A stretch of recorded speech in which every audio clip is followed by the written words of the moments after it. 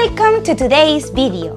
My name is Angela and today we are going to learn some phrasal verbs related to technology. This is the last video of a series of 3. If you miss any of the videos, catch up by clicking the link in the description box below. Stay tuned and subscribe to the channel if you don't want to miss any of our videos. Before starting the video, I would like to remind you of a couple of things. Firstly, I would like to share with you some useful resources that you can use to practice and teach phrasal verbs about technology. We also have 3 posters to use in the classroom related to these 3 topics, and we will link them below. And now, we are ready to start our lesson about phrasal verbs related to technology. And we start in 3, 2, 1, go! Look! Notice how we can use this phrasal verb. This is what we mean when we say it's separable. It's important to back up your data so you don't lose it. It's important to back your data up so you don't lose it. Back up. To take a copy of computer data and store it somewhere else in case you lose the original data. Look, this phrasal verb is separable.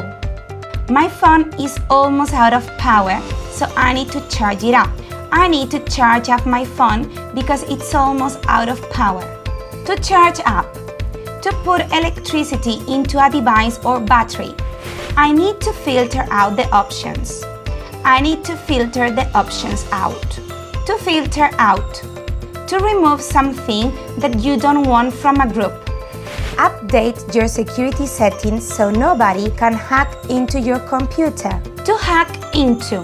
To get into someone's computer or phone without permission in order to get information or do something illegal. You need to hook up to the Wi-Fi to access the internet. To hook up to connect a machine to a power supply, another machine or a Wi-Fi network. Look, this phrasal verb is separable. Learn English with Cambridge. Put up new videos at least once a week.